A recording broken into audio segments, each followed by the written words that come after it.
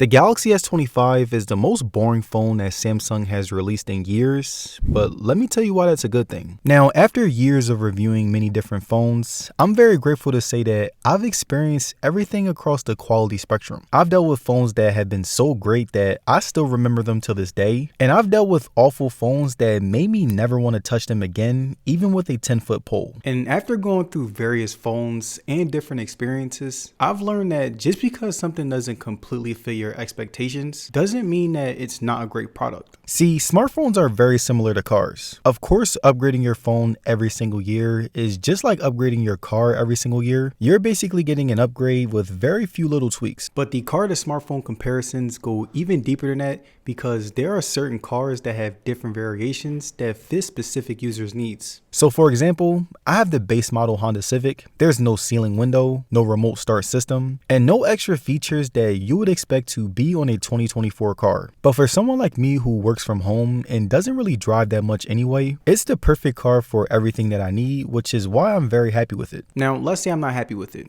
I have two options. I could either talk crap about it, or I can get a high quality Honda that will fit all those features that I need within a car. And I think the same thing applies to phones because in hindsight, the Galaxy S25 is truly amazing for its intended audience. Just like someone who buys the base model car, the Galaxy S25 is the entry-level phone of the Galaxy S series. It's made for people like me who don't need all of the extra unnecessary bullshit and just want a premium phone that gets the job done on a regular basis. And if you're someone who wants those extra features, you can get a higher tier Galaxy. But for the people like me who really appreciate what the Galaxy S25 has to offer, this video is for you because, spoiler alert, my day-to-day use with this phone has been truly amazing. Also, if you guys enjoyed the video, don't forget to like and subscribe. My goal is to hit 100,000 subscribers by the end of the year. And also, let me know down in the comments which phone that you would like me to review next. Now, although I've made it very clear that the Galaxy S25 has given me an amazing experience, I will admit that this phone is not perfect whatsoever. Despite being great for the average smartphone user like myself, there are still some things that I have problems with in my day-to-day use and other things that I feel that Samsung could improve on. But before I discuss some of the things that I didn't like about my Galaxy S25, I would like to introduce you guys one of the most productive earbuds that I've ever owned, the Viame Rec Dot earbuds. Now, the Viame Rec Dot earbuds aren't only special because they have excellent audio quality, a premium yet portable durable case, and a comfortable snug fit that fits into my ears nicely. But the main feature that makes these earbuds the most productive thing that I've owned is the fact that they can transcribe audio in real time. So if you're a student who needs help understanding your professor in class, you're recording an important phone call, or your work involves a lot of notes or conversations that need to be remembered, these will not only be able to understand and write down every single thing that was said, but they can also understand different voices and label them so you know who said what. You can either wear these earbuds or place them in a case to capture small group meetings in rooms with a pickup range of up to 7 meters. Audio can be translated into 13 different languages. It has smart active noise cancellation that will limit distractions. The battery lasts up to 13 hours with the charging case and up to 9 hours without it. And it even has fast charging with 20 minutes of charge, bringing your charging case up to 70%. And the final cool thing that I loved about these earbuds is that they have their own special AI that can automatically create short summaries and make to-do lists from your recordings. So if you're interested in the Rec Dot wireless earbuds, click the link in the description and comment section of today's video. Now, my first problem with the Galaxy S25 is its simple lack of exciting new features. It's kind of hard to justify buying it when you can get a nearly identical experience from an older Galaxy S23 or a newer Galaxy S24 FE from anywhere from $400 to $500. And this pricing dilemma really highlights how Samsung might have played it too safe with the Galaxy S25's feature set, essentially competing against their own devices, not only in terms of hardware, but software as well. Another thing that really bothers me about the Galaxy S25 is its 1080p resolution. Now look,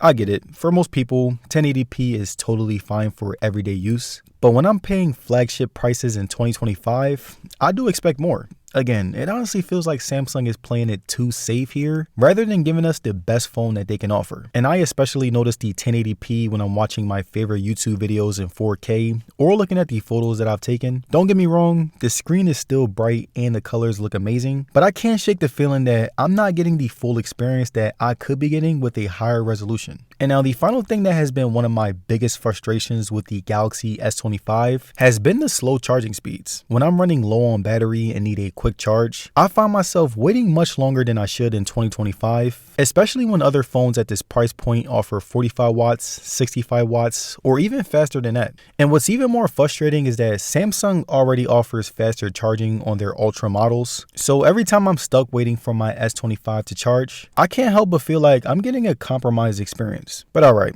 now that I've given you guys my honest opinion on what I think the Galaxy S25 truly needs to work on, I want to share my day-to-day experience and tell you guys why I truly think that the Galaxy S25 is the perfect entry-level flagship. Now, despite my earlier complaints about the 1080p resolution, I've actually been really impressed with how it performs in daily use. The colors are vibrant, the brightness is fantastic, and there are times where I can barely tell the difference between this and higher resolution displays during normal tasks like scrolling through social media or reading my Bible. I've been using this phone as my daily driver for the past couple of weeks, and I've got to say, the display has been delivering a really smooth experience. The 120Hz refresh rate makes everything feel super fluid, and the AMOLED panel makes blacks look incredibly deep. Even when I'm gaming or watching HDR content, the screen really pops. And what's really surprised me is how good the battery life has been because of the 1080p display. Since it's pushing fewer pixels than a Quad HD Plus screen, I'm consistently getting through full days of heavy use without having too much worry of running out of juice. And speaking of battery life, again, I've been absolutely blown away by how long this phone lasts. Over the past couple of weeks, I've been putting it through some serious use, constant email checking, social media scrolling, video calls, and even some mobile gaming. And even on my heaviest days, I'm still ending my days around 30 to 40%. Sure, the charging speeds aren't the fastest out there. I usually just mainly rely on overnight charging. And what's impressed me even more is no matter what app I use, I'm usually getting the same results. Whether I'm having a light day of casual use or pushing it hard with GPS navigation and video recording,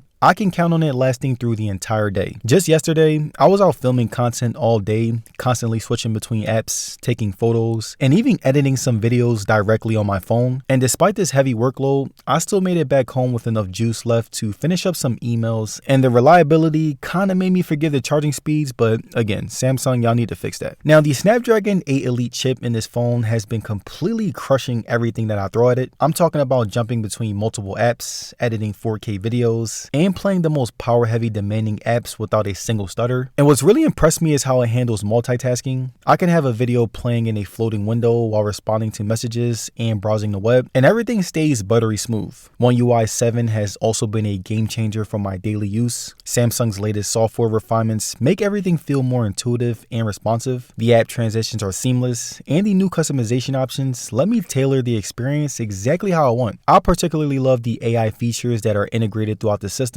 from app predictions to improved photo processing. The combination of this powerful chip and refined software means that I haven't really experienced a single slowdown or app crash within the past couple of weeks. Even when I'm pushing this phone to its limits with heavy gaming sessions or processing large files, it stays cool and maintains consistent performance, and this kind of reliability is exactly what you want in a daily driver. The camera system on the S25 has been another highlight of my daily experience. Over the past couple of weeks, I've taken a lot of photos in various lighting conditions, and I'm consistently impressed with the results. The main sensor captures incredible detail in daylight shots with natural colors that don't look overly processed like some competitors. The portrait mode has been nailing it. The edge detection around hair and complex objects is notably better than my Galaxy models that I've used, and I've particularly enjoyed the ultra-wide lens for landscape shots. The autofocus has been reliable too, quickly adjusting when subjects move in and out of frame. And while it may not have all of the fancy camera features that the Ultra model has, for my daily photos, whether it's quick shots for social media,